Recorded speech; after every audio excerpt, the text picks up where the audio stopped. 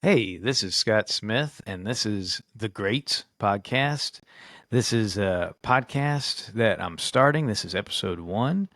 And what we're going to do here is I'm undertaking the goal of reading two, three, four biographies of a given Catholic figure, someone that's great, a founder, a leader, someone we can really derive great insights from, and then synthesizing it into like an hour long or so podcast. You might be familiar with the Founders podcast. This is kind of like that, but the Catholic version. So, one of the first greats I wanted to start with was Blessed Frederic Ozanam. That's Blessed Frederic Ozanam. So, if you're like me, you probably never heard of this guy. But if you're also like me, you've probably heard of St. Vincent de Paul, the Society of St. Vincent de Paul, like the charitable organization. So that wasn't actually started by St. Vincent de Paul. It was started by Blessed Frederic Ozanam. I'm actually a member of this Society of St. Vincent de Paul. We started a little conference where I'm from here in Louisiana, and this is one of thousands, tens of thousands of conferences across the United States and the world. This is an international Catholic charity organization. Um, Basically, what we do, we're contacted if people need help with food or utilities or about to be evicted from their homes. And then we go on a home visit to minister to people, assess their needs, um, just be with them, even do like a financial analysis of their spending, of their budget to see how we can really help them. And our bigger conference in Baton Rouge is they have a pharmacy where people can get free prescription medications like for diabetes, things like that, where people can donate prescriptions that they maybe didn't finish, but are just instead of just throwing away medicine, people could actually use it. They have a giant food bank and food pantry. St. Vincent de Paul societies and conferences like this, they're everywhere in the world, and they are, apart from the Knights of Columbus and hospitals and orphanages, they are the church's largest, like directly charitable organization, like for horizontal outreach, not just for Catholics, but for anybody that has need. Just and that's from the beginning, both from St. Vincent de Paul and Blessed Frederic Ozanam. That's from the beginning. But so that's what the Society of St. Vincent de Paul is. But I want to talk to you. I want to share. I've been reading these biographies of Blessed Frederic Ozanam. So Ozanam, he came onto the scene right after his dad was in the original French Revolution. He's going to be there for the June Revolution of the 1830s and then the 1848 other big French Revolution. And so this is a time in France of terrible societal upheaval. The forces are arrayed against the church. This is anti religion, communist, Freemasons. That's going to be who starts all these French revolutions and is trying to bring down Western civilization in France, the great daughter of the church, bring civilization down to dust, trying to destroy everything. And we still see a lot of this today. And what's interesting, I remember in school being taught that the French Revolution was this great story of heroism for liberty and fraternity and equality, but all that was just the veil of evil, of terrible things, trying to bring down the church, trying to destroy morality. And so this is the setting for Blessed Frederic Ozanam. He is going to fight back all these things, particularly on college campuses. And what's so striking to me is how what a focus the early St. Vincent de Paul Society and conferences had on catechism, on catechizing youth, catechizing like young men in college, which is such a Charlie Kirk thing. Like, the more I read this, the more I was like, good Lord, this is Blessed Frederic Ozanam created a playbook that Charlie Kirk, even anybody who goes on a college campus and tries to just teach truth, much less a Catholic truth, this was a playbook created by Ozanam. So let's get into this a little bit. Like St. Vincent de Paul, Ozanam was an apostle of truth, an apostle of charity. And there's some really great quotes in some of the books I've read about him to make this podcast about that. Everything is comprised in those words spoken in the crypt of the Carmelites.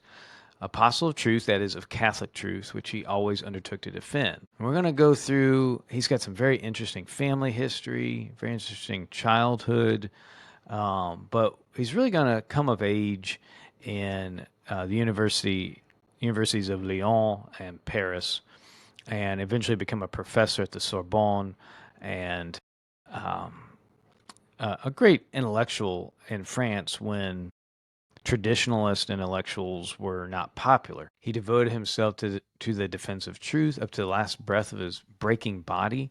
Our life belongs to you, gentlemen. As for me, if I die, it will be in your service. That was his farewell. He's also an apostle of charity. At the age of 20, he's going to inaugurate with just a few of his buddies at the university. This is at the University of Paris, the first conference of St. Vincent de Paul, and he's going to say, let us go to the poor. Basically, his strategy for reconstituting not just France and Europe, but the whole world in the Catholic faith was an appeal through charity. That the purpose was always to evangelize, to bring back Europe from the brink of darkness through the kind of charity that only the Catholic Church can provide. That very authentic, Christ-like charity. And that's still to this day what the Society of St. Vincent de Paul is known for.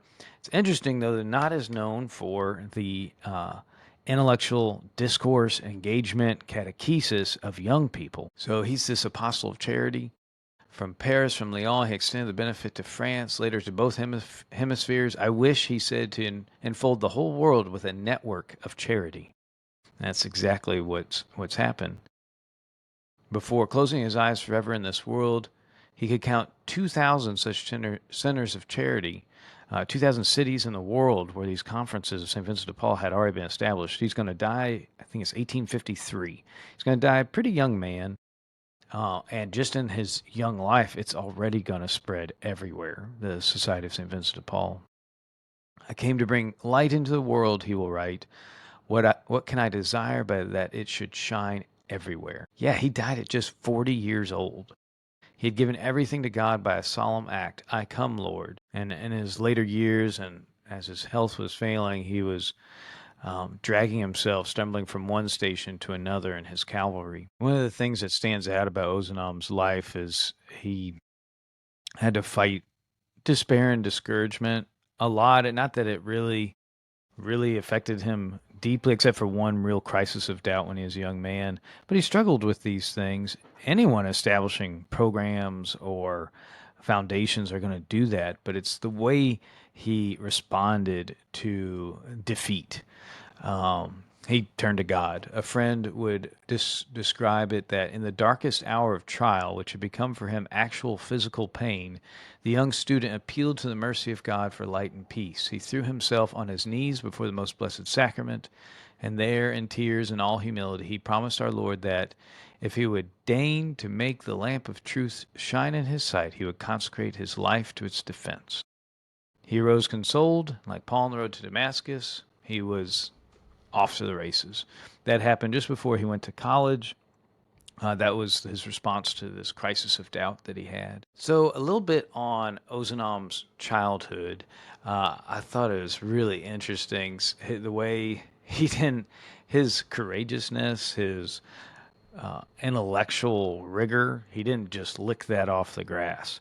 He has some pretty amazing ancestors, and his mom and dad were pretty incredible. So after his dad, Jean and Antonin Francois Ozanam, he graduated from college in Lyon at the age of 20, graduated with honors, and he enlisted in the army of Napoleon Bonaparte and displayed his given awards for conspicuous gallantry.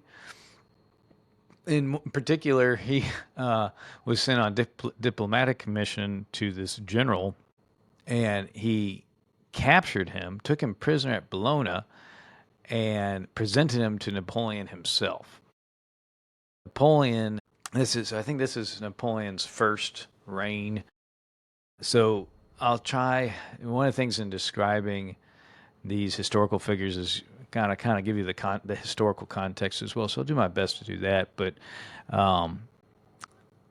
you have this weird interplay in French history between the end of the 1700s and the first half of the 1800s, where you've got revolution, chaos, then dictatorship, like by Napoleon or Louis XVIII and Charles X, then another revolution. It's just constant interplay between strong government and chaos.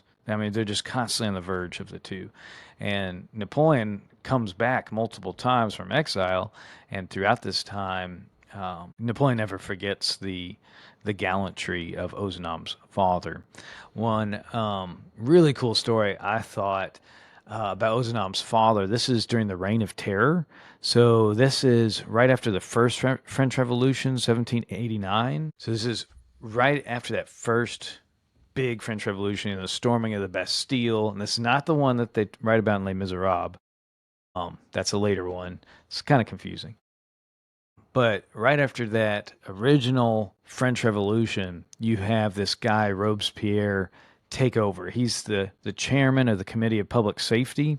And this is a lot like one of those Dark Knight when Bane takes over Gotham. They're basically just recreating what happens in Paris and France following the French Revolution. It's this this crazy committee led by this crazy man that just goes on a reign of terror, killing people, sending everybody to the guillotine.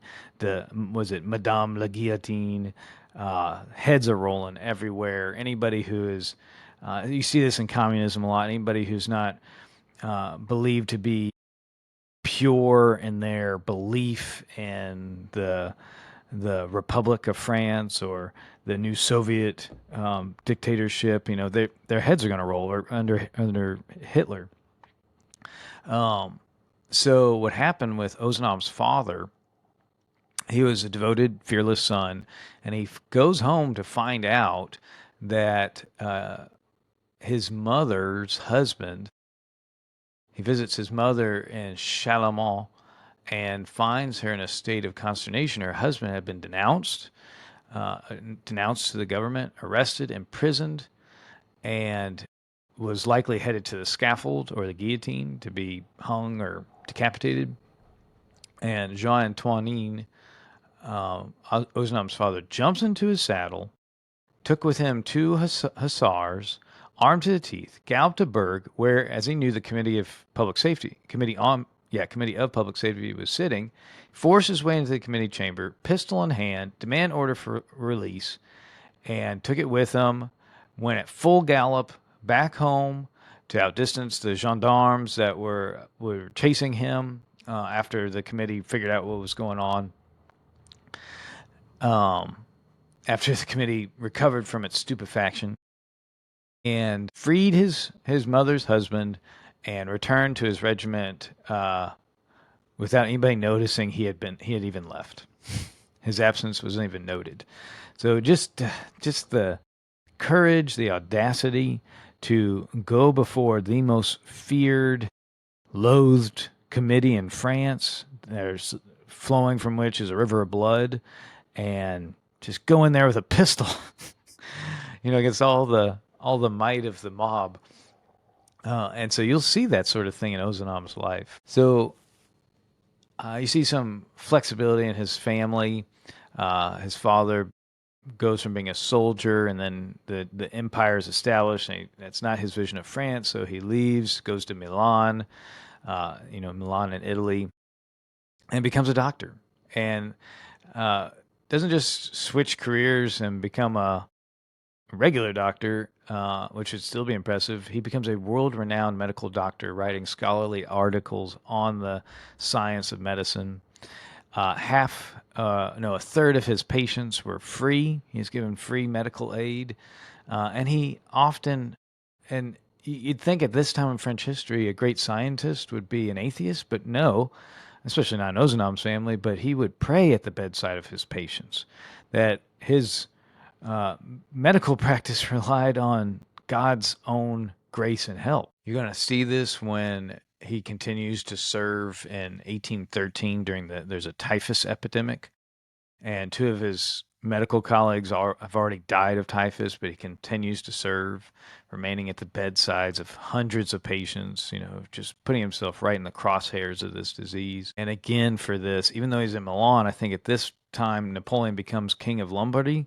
And again, even though he fled from the empire, refused to serve the empire, Ozanam is again awarded gallantry marks for gallantry by Napoleon. And that same year, Frederic Ozanam is born, 1813.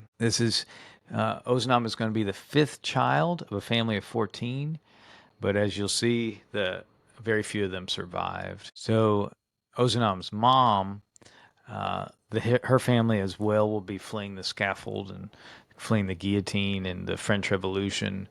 Any strong Catholics at that time are going to be fleeing France because they're hunted and they're trying to kill off all your solid any religious people in France at that time.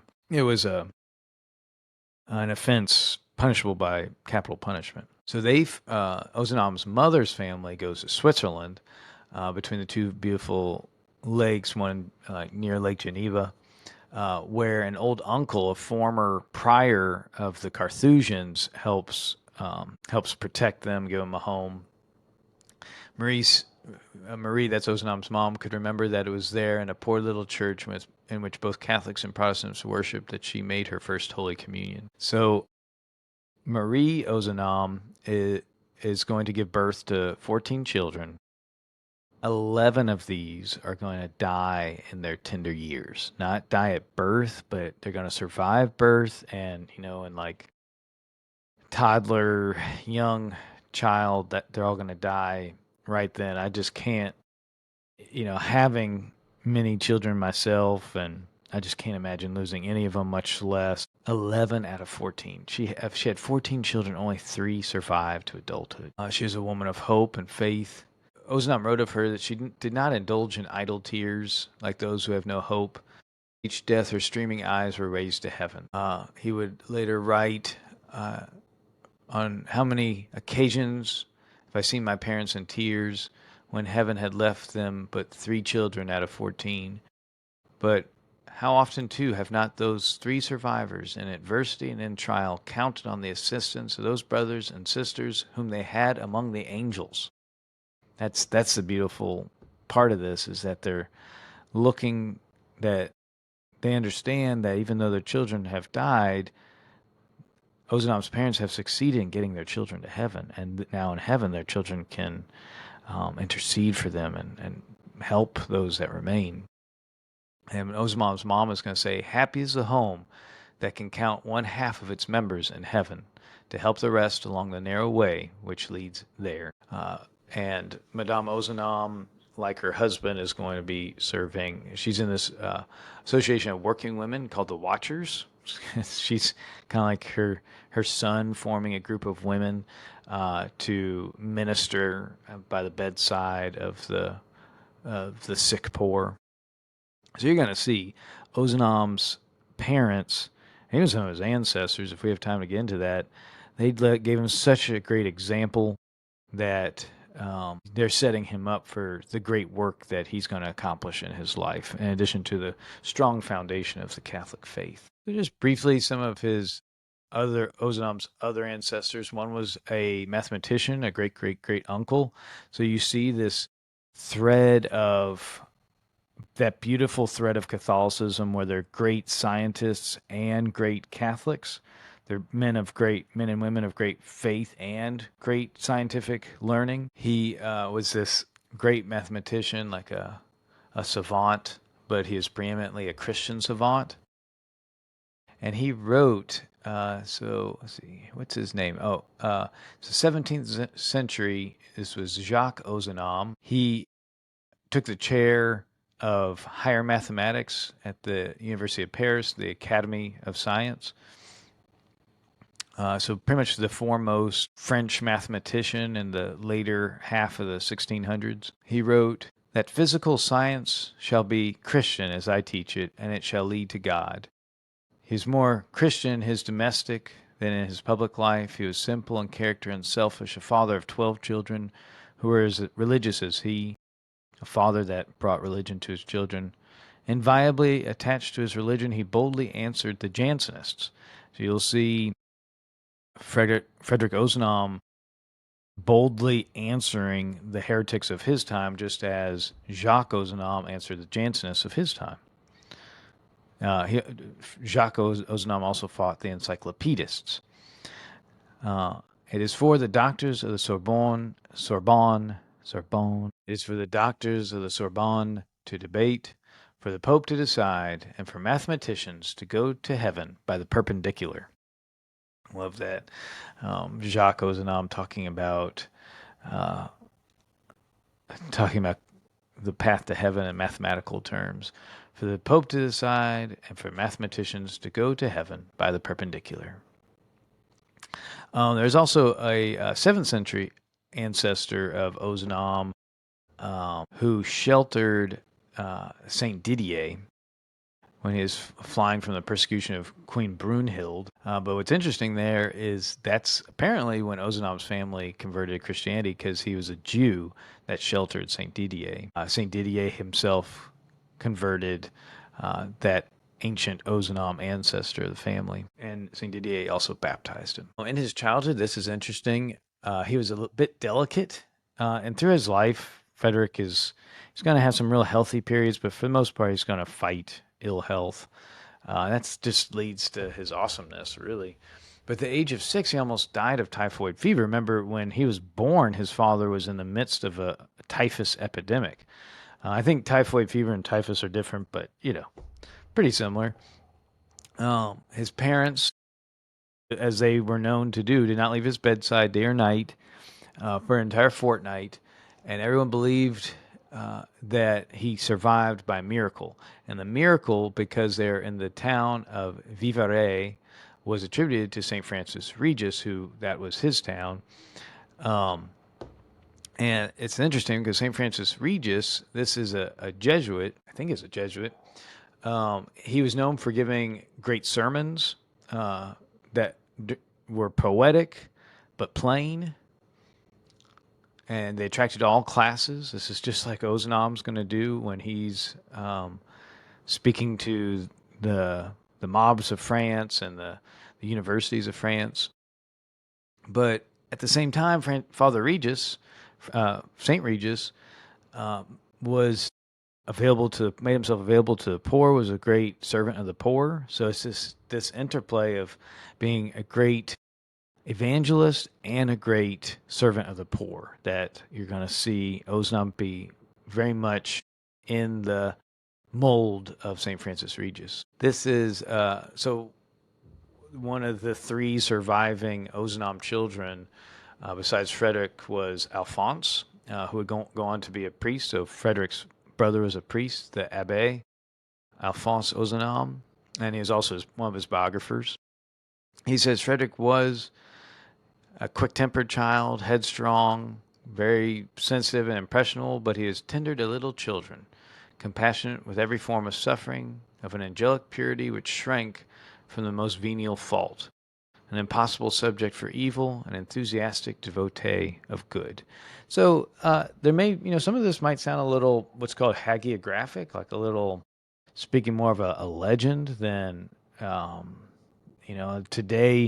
today's biographies, we like to give like a gritty tales of these great heroes that overcame a lot of filth and muck. But sometimes great heroes are just always great. So we see some of that in Ozanam's life and his childhood, but he does have this big crisis of doubt, and he writes about this, and it's from here that he never looks back. This is what Ozanam says. This is 1830. He's like, what is he? He's about 17, 18 years old. This is right before manhood. I must enter, he's writing a letter to his friend, and says, I must enter with some detail into a painful period in my life which began in rhetoric class and ended last year. After constantly listening to unbelievers and to expressions of unbelief, I commenced to ask myself why I believed. I began to entertain doubt, and I wished to believe. I rejected the promptings of doubt. I read books in which belief was established, yet none fully satisfied me. For a month or two, I believed this or that piece of reasoning. Some new difficulty presented itself, and then I doubted again. Oh, how I suffered, for I wished to be religious. My faith was not solidly grounded, yet I preferred faith without reason to doubt.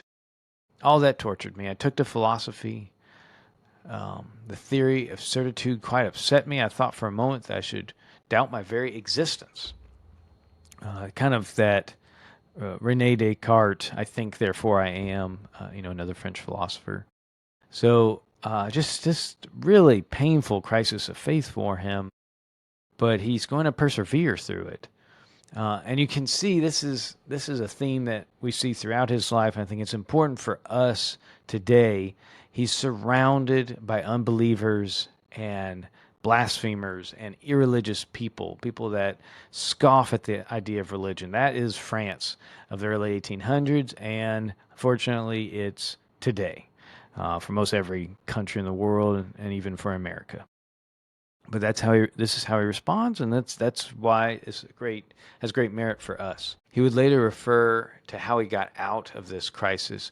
Shaken by doubt, I grasped the columns of the temple with all my might, even were to crush me in its fall.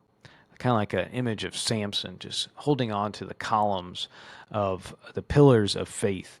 This is also might remind you of Don Bosco has this vision of a ship in the ocean, the ship being the church, buffeted by the winds, tossed about in the waves of time and, the mobs of France, for example. But out from the ocean rises these two columns. Think they are, yeah. So the two columns in Bosco's dream represent devotion to the Blessed Mother and the Eucharist. Help of Christians, Mary, help of Christians, Eucharist, salvation of the faithful.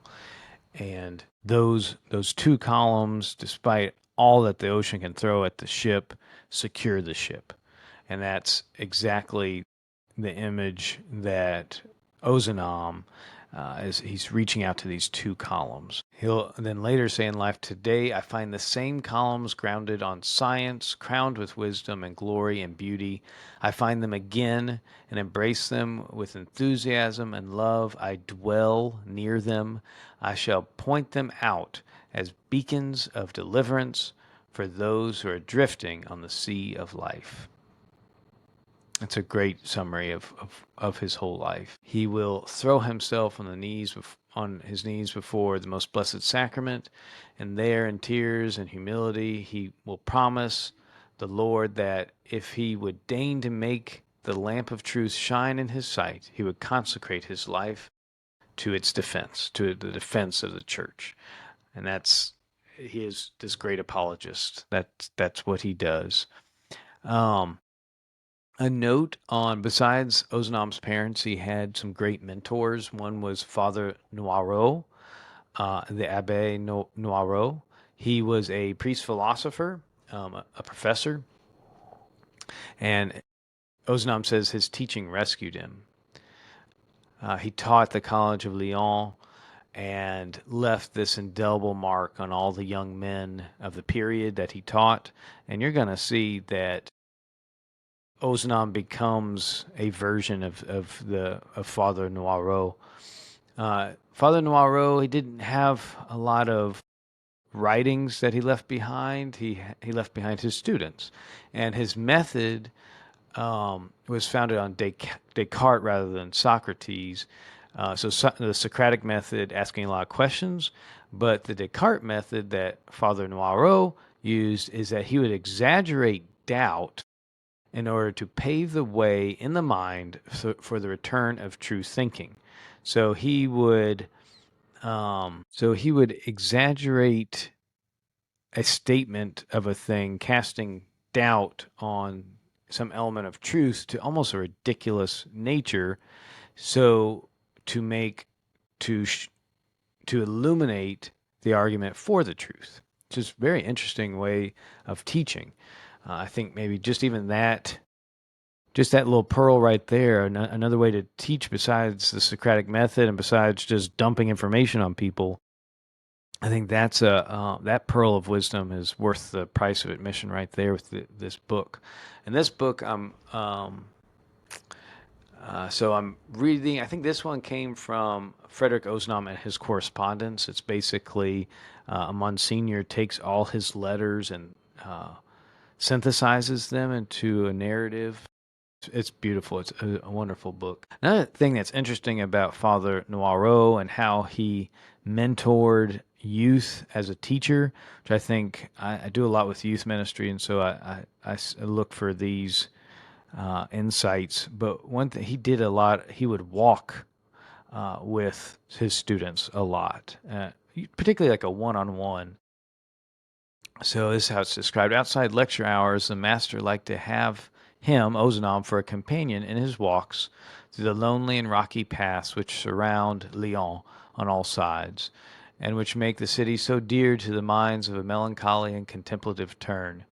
It was usually on the south side of the city, in the straits of La Quarantine, that they walked, and thrashed out such questions as the reconciliation of science and faith, over which the Abbé Noir raised the illuminating torch of revelation. There, too, are to be perceived the first faint outlines of those large historical scenes of Christianity, of which Ozanam's mind began to conceive.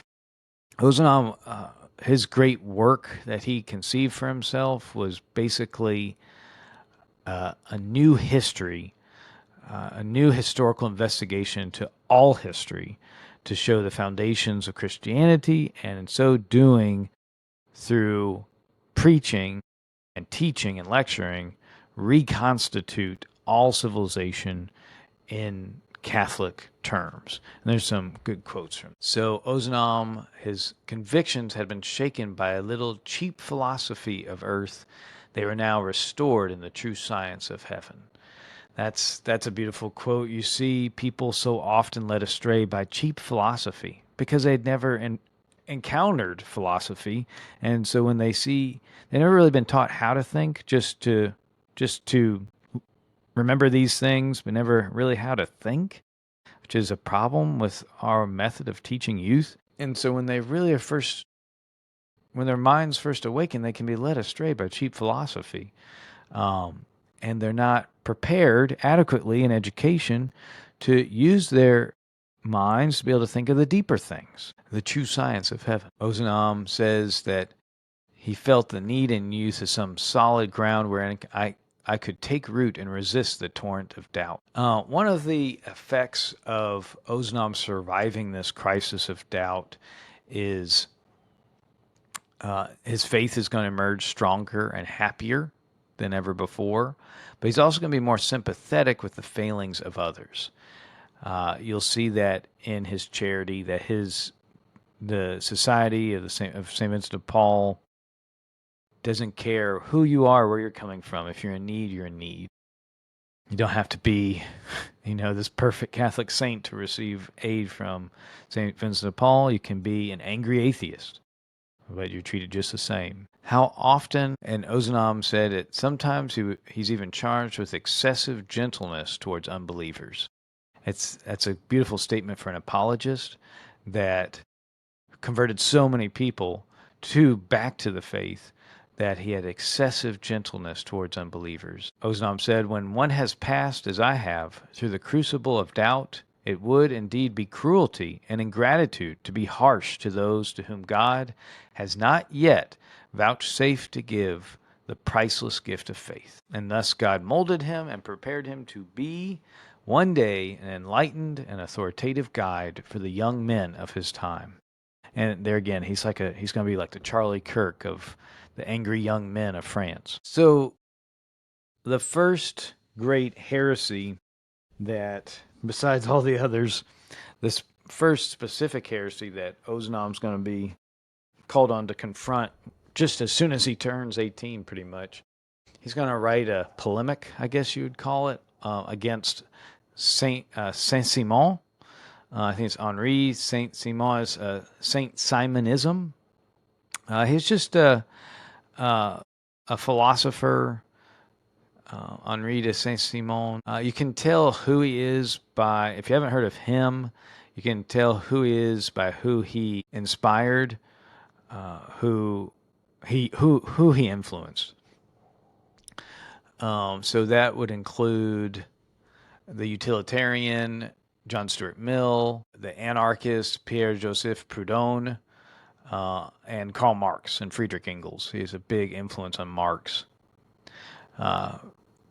They would identify Saint-Simon as an inspiration for their ideas, and he would be classified as a utopian socialist, which is kind of an oxymoron. Also Thorstein Veblen, in terms of the School of Institutional Economics. Saint Simonism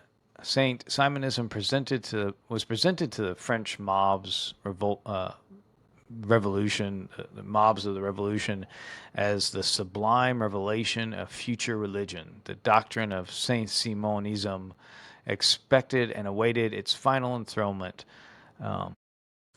So this Saint-Simonism was presented to the mob as the sublime revelation of future religion. It was an improvement on religion.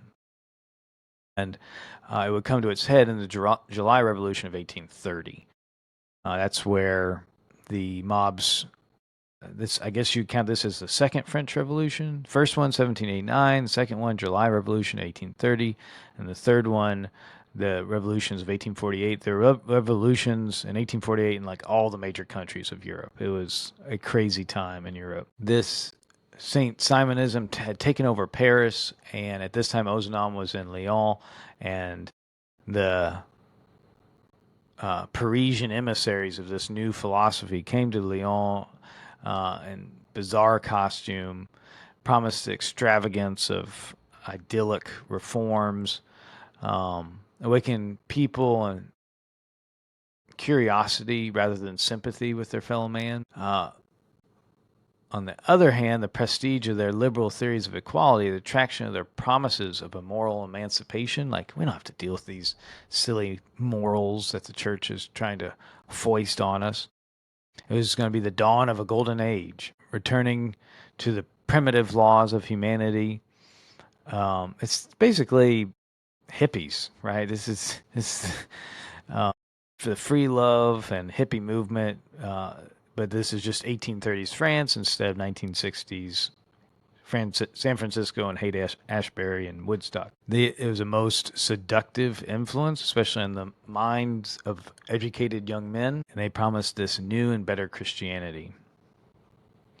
It's surprising that someone at Ozanam's age at this time would have the wherewithal and hardiness to confront and attack with religion the false promises and seductive qualities of Saint-Simonism. So Ozanam responds to Saint-Simonism with kind of like it's a Jerry Maguire moment. Remember when he writes his manifesto on being an agent? Anyway, so Ozanam writes this letter. It's about 10 pages long, called by some surely the most astonishing letter that has ever been written by a 15-year-old servant.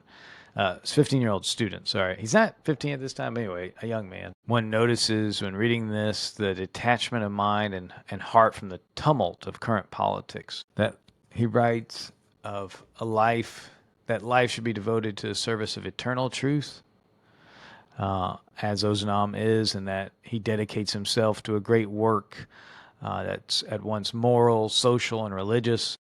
in which he hoped for the cooperation of his friends. My dear comrades, he wrote, at the moment of greatest moral and material unrest, my decision is taken, my life's plan is mapped out, and as a friend, I ought to acquaint you with it.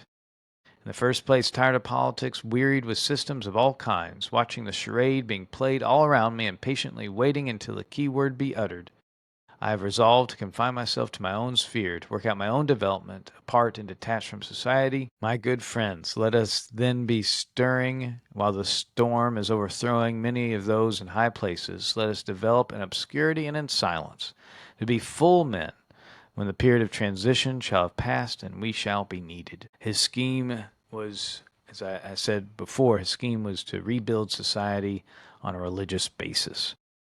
He's, somewhere 17, 18, just becoming a man, lays out, has a great vision for his whole life, and he maps it all out, and he does it.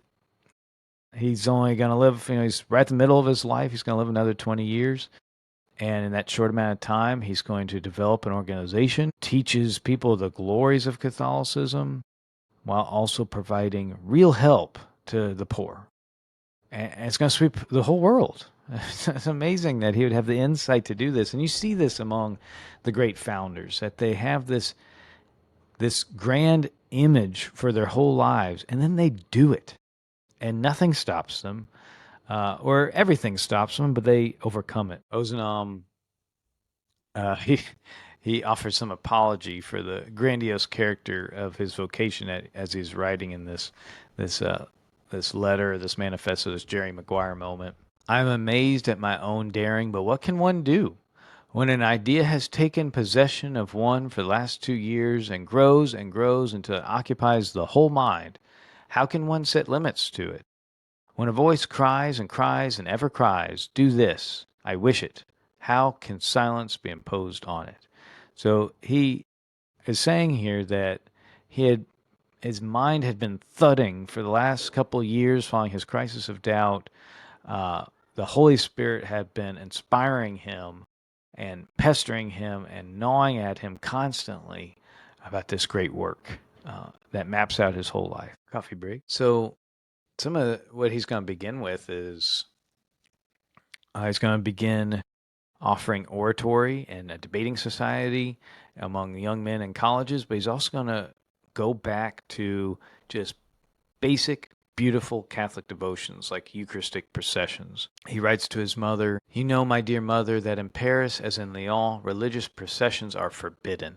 But because it pleases some disturbers of the peace to confine Catholicity to its temples and large cities, that does not appear to virile young Christians to be a good and sufficient reason why they should be deprived of a most impressive religious ceremony." People always doubt the effectiveness of the ancient beauty of Catholicism. Eucharistic processions. Like, people think youth want light shows and loud music and smoke machines, but we have thuribles. We have our own smoke machines. Eucharistic processions will always stir the heart of the youth because of their beauty. So he writes of reconstituting Christendom. And this is something that we should be thinking about today, because there's a great book that Monsignor Shea put together. It's called From Christendom to Apostolic Mission. The basic idea is that Christendom has fallen. The institutions of America, of the world, are no longer just basically Christian. Anything that is being destroyed, and we have to rebuild it. We're back. We've gone from Christendom backwards to the apostolic age, the age of St. Paul and the apostles. Ozanam writes, "It is indeed a memorable spectacle to see amid so much unbelief and such general defection that the chosen band of those virtuous minds does not decrease, that it recruits and perpetuates itself, preserving the moral treasure in all its purity, that youth actually will seek to preserve morality as a treasure, not just break it down and like Saint Simonism. And Saint Simon, that's just his last name. He's not an actual saint. It's not Saint Simon. Like Saint Simon Stock, who gave us the scapular. Ozanam, continuing that quote, the moral treasure in all its purity, whatever may be the form under which the Christian religious spirit is to be reconstituted, as we hope it may be, in society, this progressive virtue of young hearts, this faith and modesty held in reserve and in seclusion, will push forward powerfully the time of its development. And Ozanam begins to lead, when he goes from Lyon to Paris, the young men of France towards rediscovering virtue, morality, and Catholic beauty. Some of these descriptions of what we're facing, the college students, the young men and women of Ozanam's time, I think really should sound familiar. This one man's religion scarcely went farther than a spiritualism which respected religious belief. It was at most a free and easy Christianity. His habits, as well as his inclinations, kept him in the world of the Parisian salon, the salons, where Madame Recamier was queen and Chateaubriand king. Daily communication, above all, daily contact with such a charming Parisian constituted a dangerous quicksand for the minds of unsuspecting young men, a dangerous quicksand for an open-hearted young man who was easily influenced by everything that characterized genius and glory. Right, the aura of genius and glory, but not the truth of it. Ozanam's refined tact and sense of moral delicacy enabled him to avoid this danger.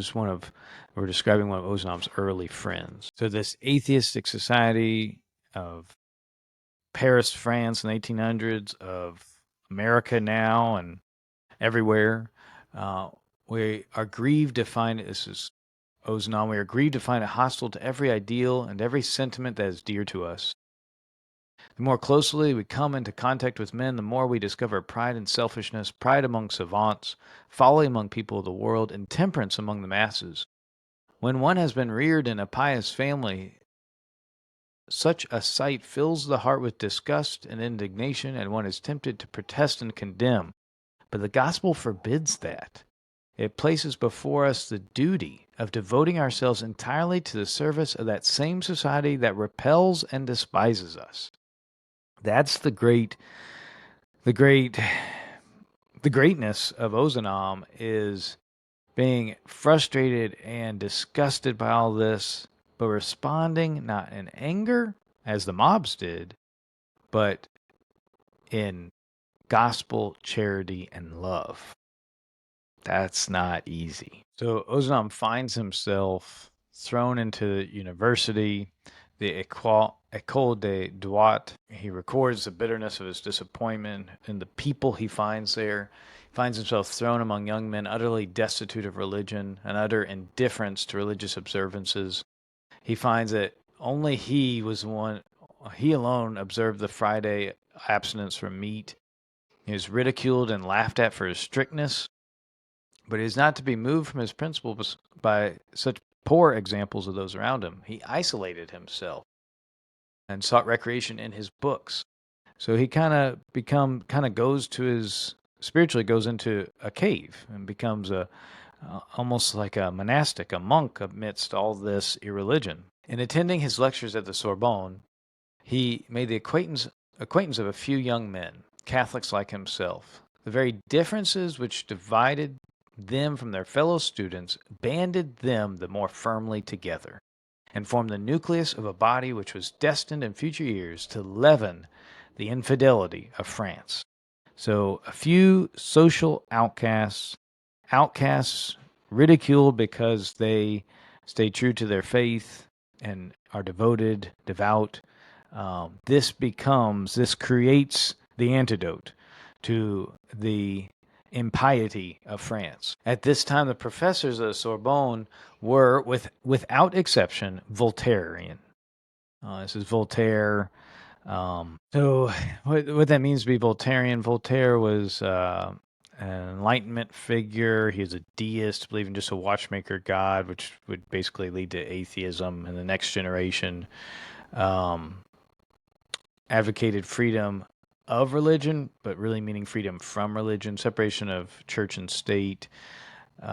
Great impact on the leaders of world leaders of his time.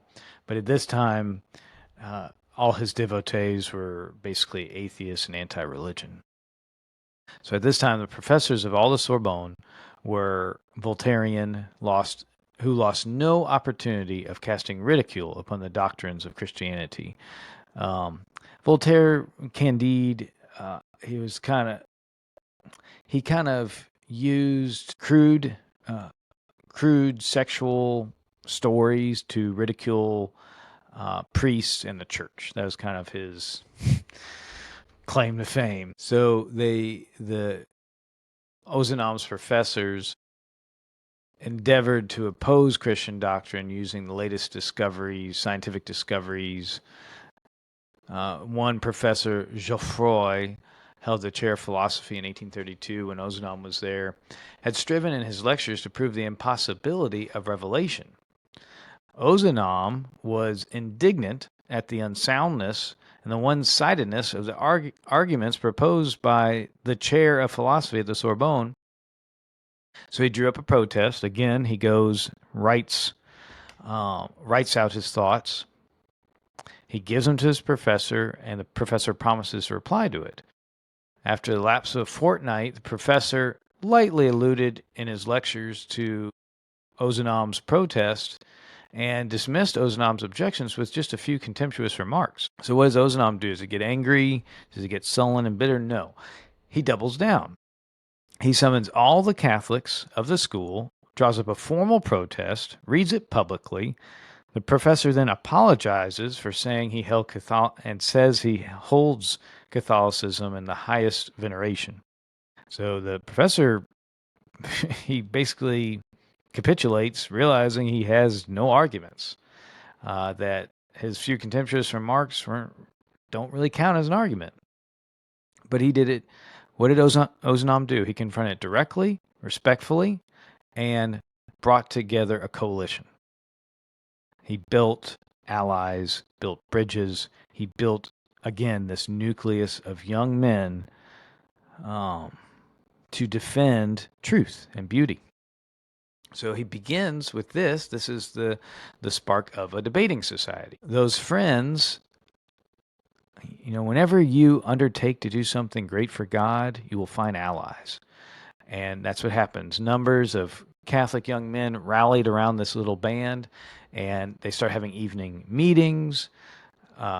They discuss subjects of common interest. It grows into a debating society. A large hall is given to them by a generous friend and benefactor.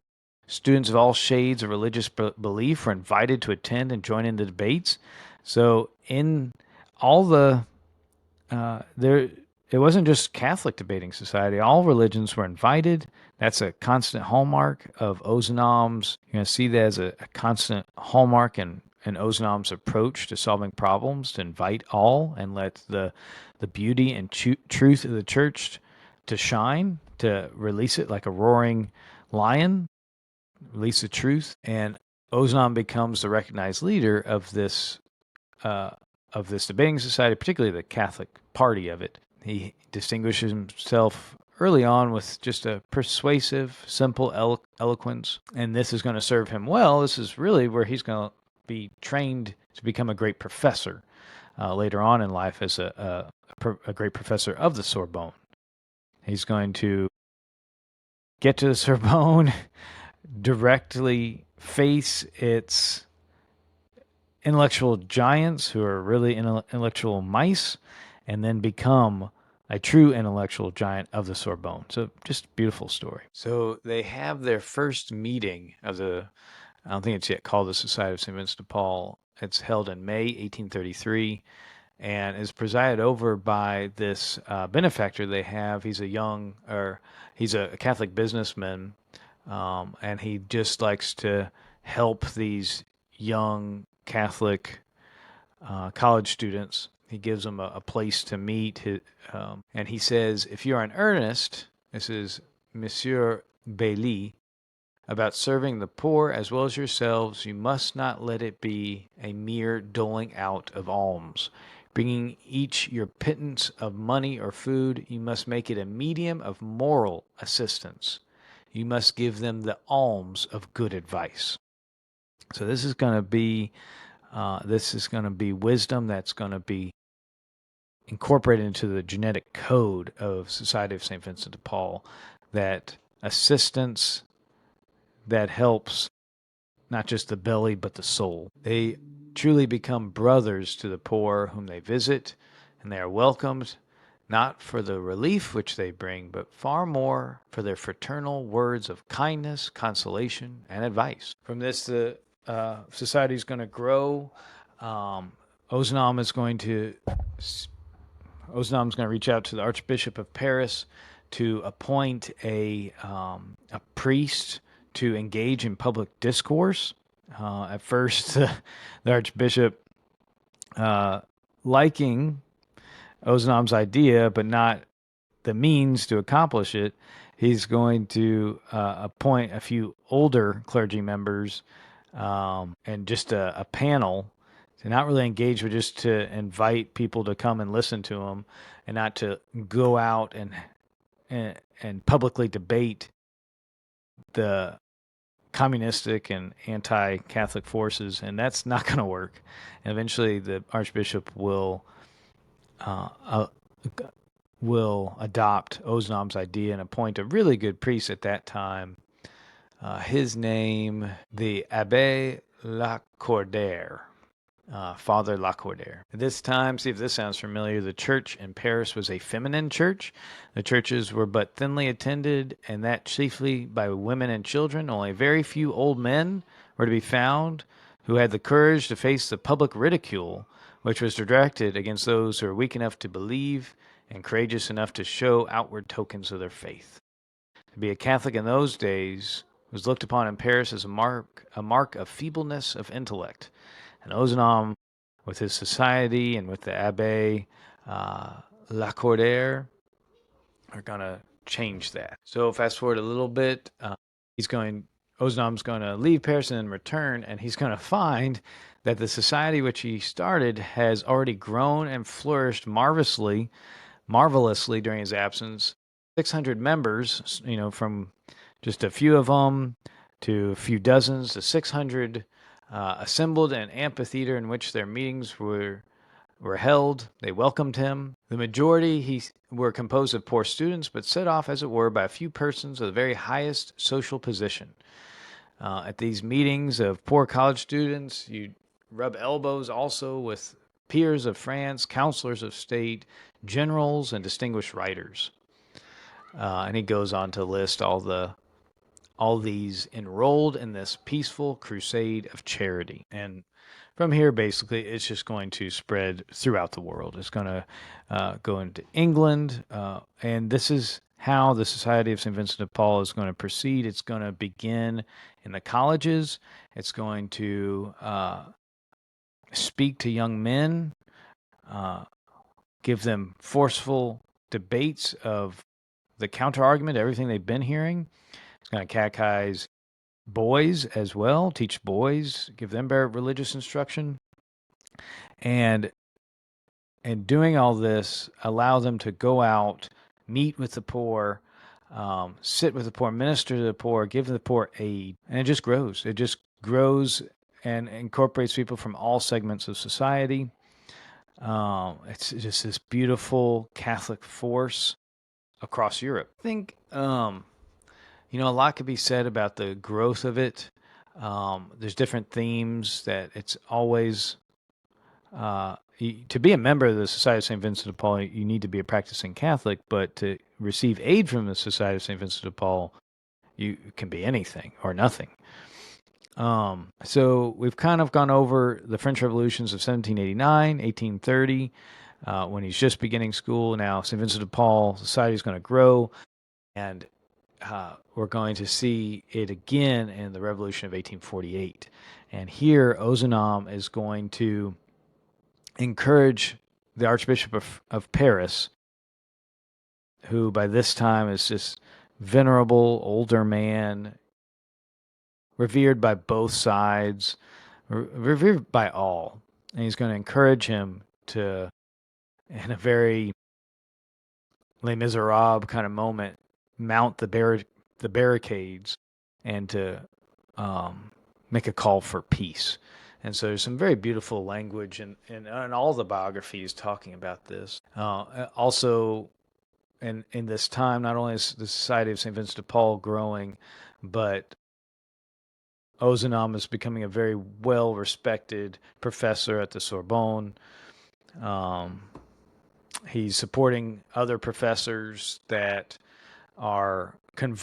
he's converting to Catholicism, and there's a moment where he jumps on the stage and defends one of the professors that converted, who's become a subject of scorn, and he's just he's really a heroic figure that just can blow down houses with the power of forcefulness of his eloquence. And it's not by lung power, just by simple truth and eloquence. And young men fly to it, old men hear it for its beauty. It's kind of like what if Charlie Kirk had been allowed to live a little bit longer? You can kind of see in Ozanam what he could have become, but even I think Ozanam is what he had to fight and overcome was perhaps even worse than what we see today. The violence of the Parisian mobs, we haven't seen anything like that in America. But I think it's good for Ozanam to be our mentor and our light, because we could well see it again. So the Archbishop of Paris is Archbishop Affray, who is not afraid. Just like his father before him, Ozanam, and when the Revolution of 1848 breaks out, he enlists. He's not in great health, but he enlists, and he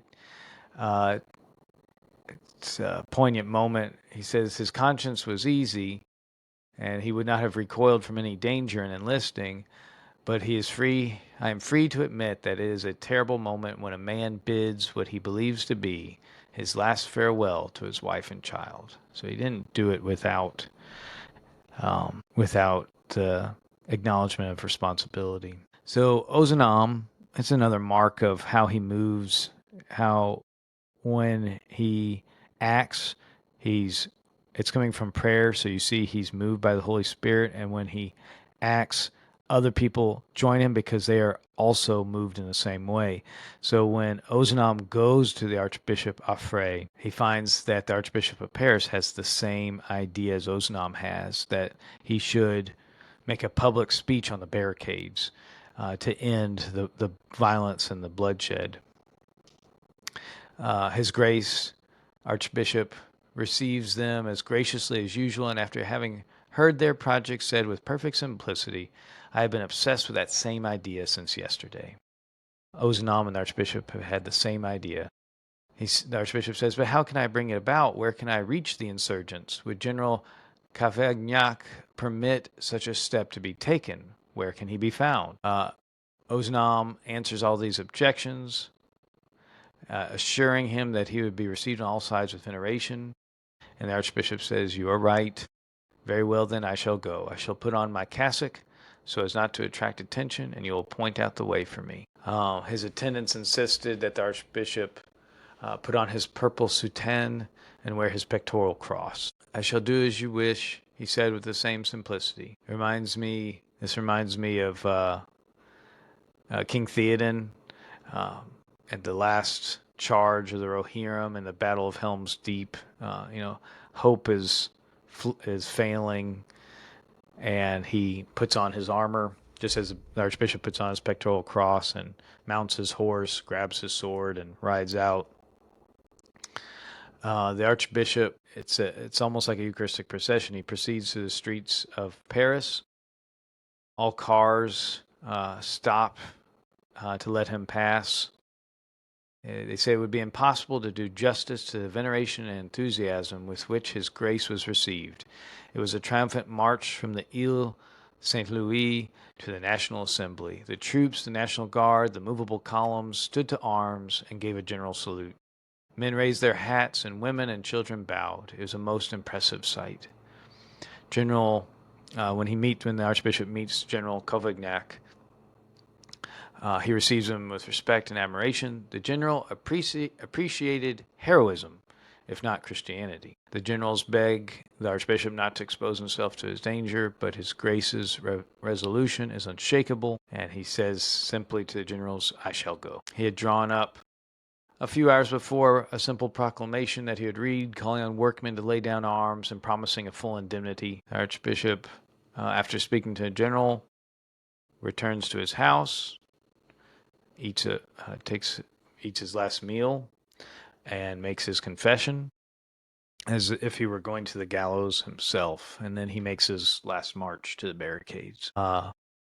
They described as this great sight, the archbishop wending his way to the Bastille, the guards presenting their arms to be blessed, officers begging him not to go because everybody assumes it'll be to his death. Some assume he's just going to the ambulances, and women bring him linen, thinking that he's just going to help the wounded. When they realize what he's going, he says, "My life is a little thing." He'll say, the Archbishop says, "The good shepherd giveth his life for his flock." His countenance seemed illuminated. And about 8 o'clock in the evening, he arrives at the Bastille. He calls on a colonel to call the ceasefire. And the Archbishop says, "I shall go forward alone to those unfortunate men who have been misled." The soldiers' fire is ceased. A young member of the Society of St. Vincent de Paul named Brechemin goes in advance and waves the white handkerchief, ties it to the branch of a tree, so in advance of the Archbishop climbing the barricade. The Archbishop then reads from the promise of pardon which he held in his hand, and many at the barricades were already beginning to move their hearts to reconciliation. And then a single shot goes off. A frightful discharge follows that. The Archbishop falls mortally wounded into a workman's arms, saying, "Friend, I am wounded." And when he dies early the next day, his last words are, "May my blood be the last to be shed." It takes a little while for the news of this to spread throughout the city, but the whole of Paris is in grief and horror at the death of the Archbishop. And this, along with everything else, leads to the growth of, if not peace in France, though this is the pretty much the end of the hostilities and revolution in France. And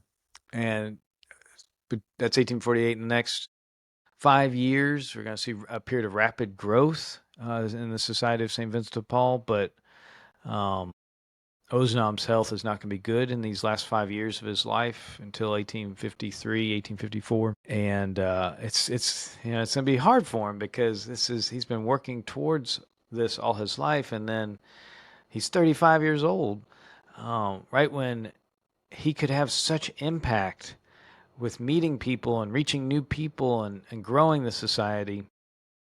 He can't. He's often bedbound. A time of great warmth, domestic warmth, because he's able to enjoy his children and his wife as he travels around Europe, often to places of healing, whether it's supernatural or natural, like healing baths in the sea. One place, Biarritz, it's right at the corner of the Bay of Biscay of France and Basque Spain, right in that corner. Just a beautiful place, just beautiful places he gets to tour in his last days. What is it?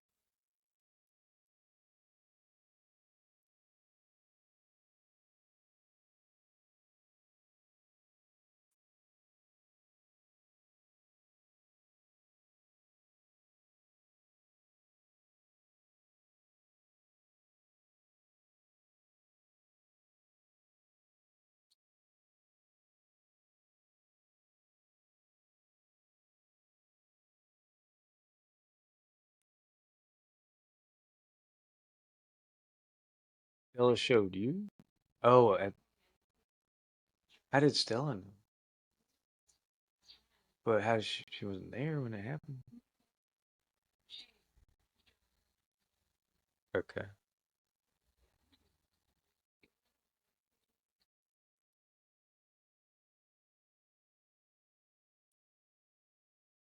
Let me finish this because I need to get ready. I need to take my shower and leave by 3. It's 2:26. But just to get in the parking lot? That's where you're supposed to. Okay, so these last few years of Ozanam's life, he's still a successful lecturer at the Sorbonne, but he's fading, he's declining. So these final years of Blessed Ozanam's life, he's fading, he's declining, but there's great growth in the society. And he's able to help with that to some extent, but not to the full extent that he'd like to. And even still, he's not doing nothing. He's basically walking uh, his last stops on his road to Calvary. He's still going around establishing new societies throughout Europe. Um, He'll say after establishing one new conference, "What matter," he said, "material assistance is only a secondary object of the society. Sanctification of souls is the principal aim. We shall work for that." A nourishing confraternity of the Blessed Virgin Mary was established for young girls in this conference he just established. The brothers, for their part, carried out a lay apostolate among the parishioners, whom they were bringing back to faith through catechism. So I, and that's what I, if anybody's listening, it's a member of the Society of St. Vincent de Paul, to recognize that that was the original purpose of St. Vincent de Paul's, of the society, to first of all bring people to the faith, secondarily to provide material assistance to the poor. That's the goal. Whether they're doing that directly or just providing, because you don't see that as much anymore. The Society of St. Vincent de Paul establishing sodalities and apostolates and confraternities for devotion. So we have to be careful that to follow the founder, to not let it become like a socialist operation of just giving money to the poor, but to serve them, to be one with them, but to always bring them, always an effort to bring them to the faith. Such a fruitful time of growth for his life's mission, yet his body is failing him. This is a poignant time in the life of so many great founders of orders or even companies, that this is the most fruitful time. Everything is more or less easy now. The obstacles are fleeing before their face, but their own bodies are failing. Ozanam will say, "One of my greatest griefs is that, having studied deeply, I believe I have some ideas without the strength to reproduce them." He enjoys the scene of Biarritz. I don't know how to say this. It's one of the most beautiful places in the world. Victor Hugo, who visited this place in 1843, describes as, "I've not met in the world any place more pleasant and perfect than Biarritz. I've never seen the old Neptune throwing joy and glory with such a force in the old Sibylle. All this coast is full of humming. Gascony sea grinds, scratches, and stretches on the reefs, its never-ending whisper. Friendly population and white cheerful houses, large dunes, fine sand, great caves, and proud sea. Biarritz is amazing." Oh, so this beautiful place he is. Ozanam enjoys this amazing beauty, but not without remorse, condemned as he is to spend many months in idleness at a time when not a single day was to be lost. One of his last great works on behalf of his society is meeting the Grand Duchess of Florence. He was not feeling good at all, extremely ill health, but somehow he gets himself to visit the Grand Duchess, and this is how it's described. A woman of good faith and generous heart received him with kindness and distinction, but she has great worries about the Society of St. Vincent de Paul. And this kind of tells you um, both the obstacles and the essence of what the society had become. The Duke of Florence regarded the society as a as a species of political secret society, which he could. And this is a time of a lot of distrust in Europe, and so the Duke of Florence could only authorize the Saint Vincent de Paul to operate within Florence if certain members, whom the Duchess named, ceased to belong to the society. And Ozanam, in his way, explains politely the origin and the spirit of the society, how politics are expressly excluded by the rule of the society, and the necessity of welcoming without exception everyone who desired membership on the condition that he was an honorable man and a practicing Catholic, honorable man or woman. He spoke warmly, animated rather than depressed by his feverish condition, and the Grand Duchess heard him. She didn't really make a response, but shortly thereafter, the Society of St. Vincent de Paul was officially authorized to do its works, found to be founded in Florence. So, to wrap up this life of Ozanam, I have for you his last words to his society and his last words, as well as the dream of the young man, the prophecy of a young man that was fulfilled. So his last words to the society says, "Far from finding, my dear brothers, matter for pride in such expansion, we shall seek to develop the spirit of humility." All right, this has become an international association, institutions spreading throughout the world, crossing the oceans, and this should be a source of humility, he says. Grass grows rapidly, but it does not cease on that account to be insignificant. It does not say because it covers much ground, I am the oak. We too, while we become numerous, remain insignificant and feeble. We do not dream of comparing ourselves to institutions which God has reared up in the church, like mighty trees of the forest to give shade and fruit. Let us be humble. I notice regularly that in Italy, as in France, our conferences succeed in the end of overcoming prejudices and difficulties. Now everybody's prejudiced against a new society. That's one thing Ozanam writes about, like when the society sends out its emissaries from Paris, like the heresy of Saint-Simon once did. People distrust it because it comes from Paris, and bad stuff comes from Paris. But what? But how can? But how can people be distrustful of the Society of Saint Vincent de Paul if it's humble? And that's what Ozanam urges his people. But what ill can anyone wish a few obscure men who do not propose to do more than carry bread and consolation into a few garrets? May God preserve the simplicity which characterized our first efforts, and by that sign St. Vincent de Paul will acknowledge us for his disciples. Farewell, my dear brothers. I commend myself to your prayers, of which I stand in need. Those were his last words to the society he founded. His wife wrote of one of his last days, their last conversation. He was lying, he was sitting on a terrace overlooking the sun setting over the waters, and his wife, admiring the serene tranquility of the moment, and which reigned over the features of her husband, who was at that point an invalid. Ozanam had become an invalid. She asked him which of God's gifts he set greatest store on, and he answered without hesitation, peace of heart. Without it, no good can make us happy. With it, every trial, even the approach of death, can be borne. What a beautiful sentiment as he is preparing for his own death.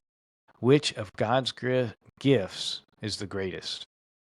Peace of heart. So he will die on September 8th, 1853, I believe, on the feast of the Nativity of the Blessed Virgin. His breathing will become labored and irregular, and eventually I think he suffocates to death.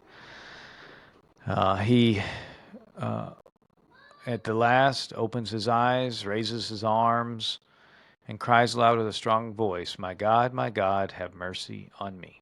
Those are his last words. So we turn back to the original plan that Ozanam had after surviving his crisis of doubt in 1831. He wrote January 15th, 1831. I shall be glad if a few friends stand by me. We shall unite our efforts and found a society. Others will join us. It may happen that some day society will come together under its protection. Then, full of youth and strength, Catholicity will burst upon the world, and directing the rising generation will lead it on to true civilization and happiness. That, as a young man, that was his prophecy for. He just had a couple people beside him at that time, maybe not even that.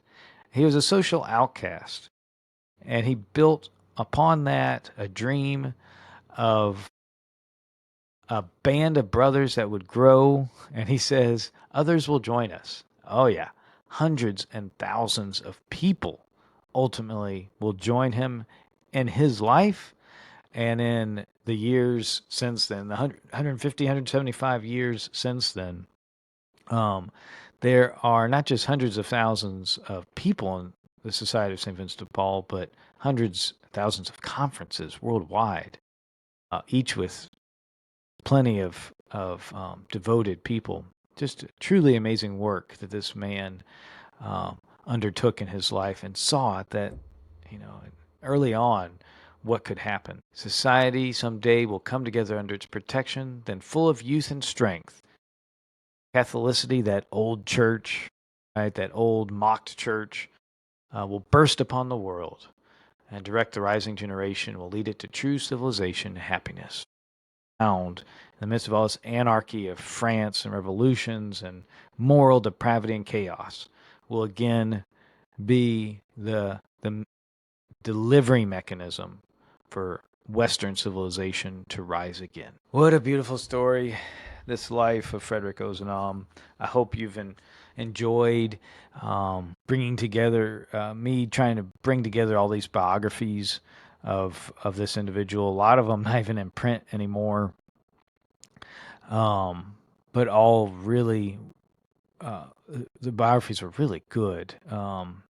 The three biographies, really four, even three and a half, were Frederic Ozanam and the Establishment of the Society of St. Vincent de Paul by Archibald Joseph Dunn, The Life and Works of Frederic Ozanam by Kathleen O'Mara, and then my favorite was Ozanam and His Correspondence by Monsignor Bonar. Those books were all written in late 1800s, early 1900s.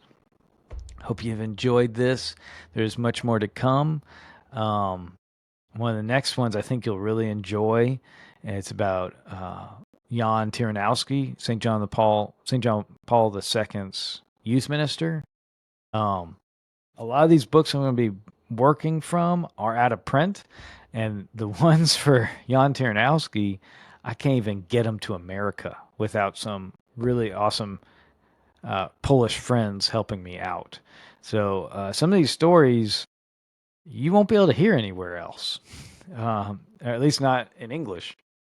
So I hope you'll enjoy this, and thanks for your time. Please pray for the success of the Society of St. Vincent de Paul. Please ask for the intercession of Blessed Frederic Ozanam and his eventual canonization.